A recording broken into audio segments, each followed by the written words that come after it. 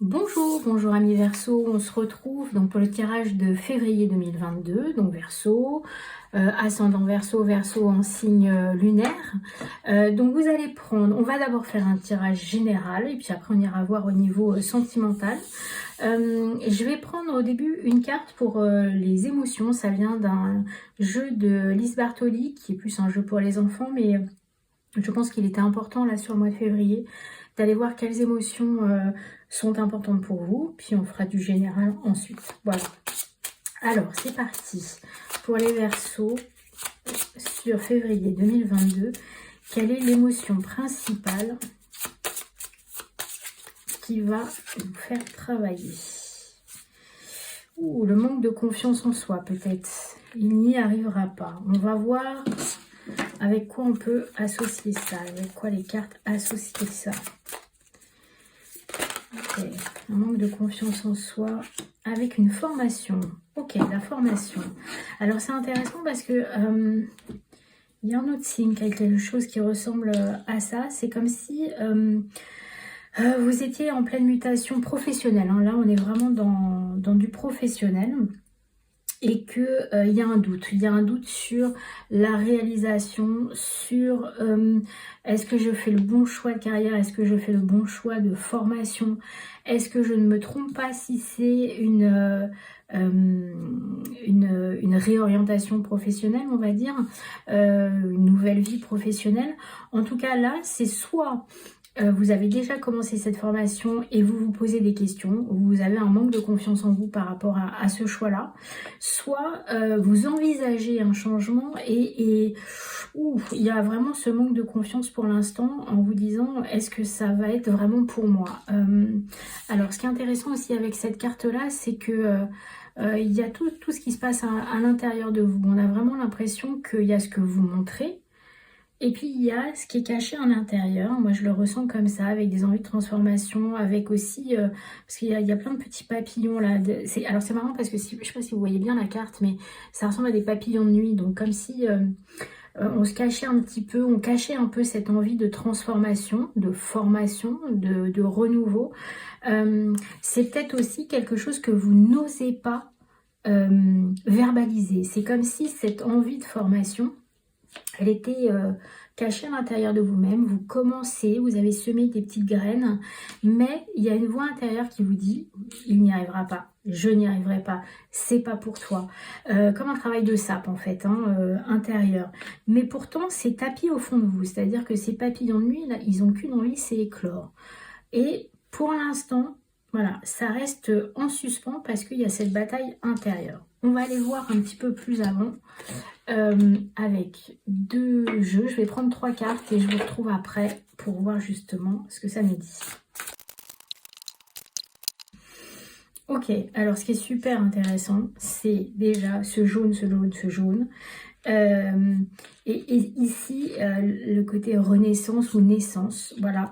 Alors, la première chose qui m'est venue, c'est la transformation avec le papillon.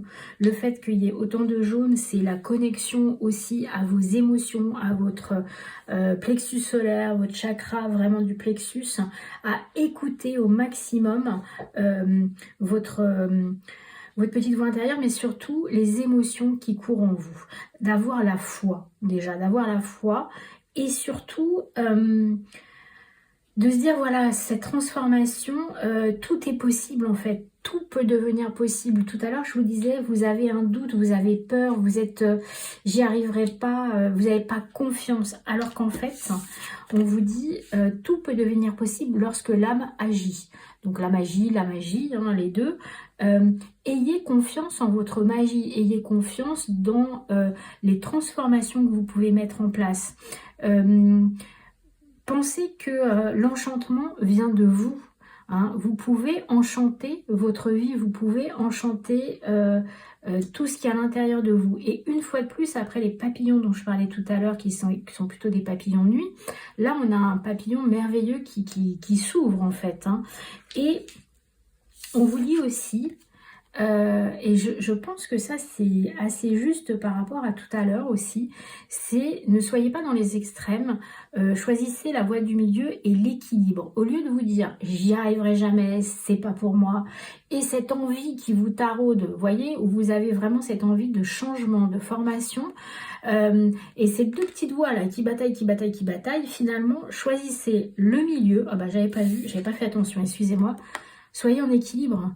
Là, on vous dit, ayez la foi et choisissez la voie du milieu, l'équilibre. Là, ce qu'on vous dit, c'est vraiment, ne vous inquiétez pas si vous pesez le pour et le contre, si vous faites vraiment très attention et que vous avez la foi, foi en vous, foi en l'humanité, foi dans tout ce qui vous entoure et surtout, cette personne, elle est enceinte, donc vous portez un projet. Donc la foi aussi dans ce que vous portez en vous.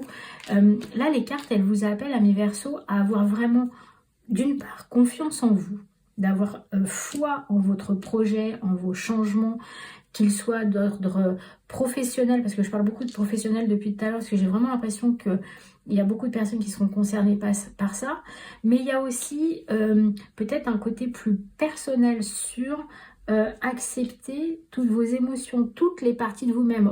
Ayez foi en chaque partie qui vous compose, chaque émotion, chaque sentiment, voilà, tout est juste, mais ne soyez pas dans les extrêmes, ne partez pas dans une euphorie totale ou au contraire un désenchantement total, mais voilà, soyez au milieu, trouvez votre équilibre tout en gardant la foi et en vous disant que vous portez un projet fécond.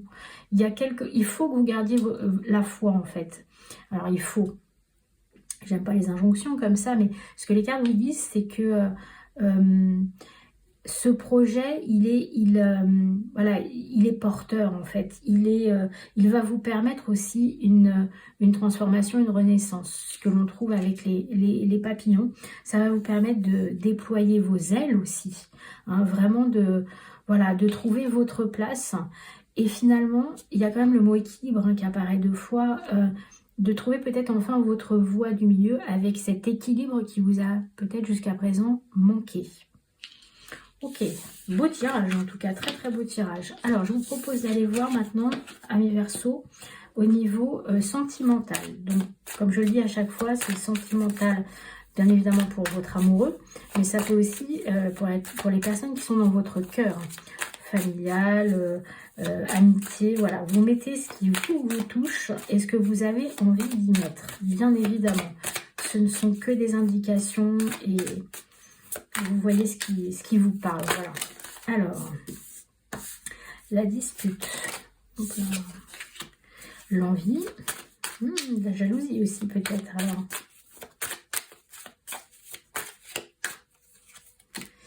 L'engagement et la réflexion.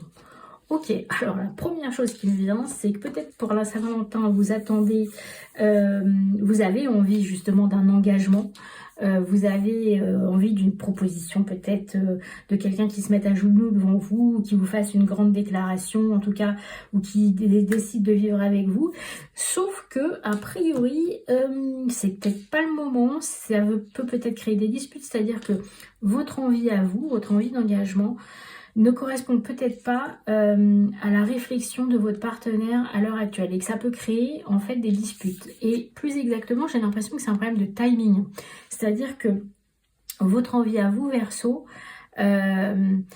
votre désir, votre envie d'engagement, de concrétiser les choses, peut-être aussi pour des relations qui sont cachées, tues depuis un certain temps. Vous avez envie que cette relation, elle émerge, elle sort de l'ombre et le timing n'est pas tout à fait le même pour la personne qui est avec vous, qui est dans votre cœur, et ce qui peut générer des disputes. Il peut y avoir aussi des disputes par rapport à...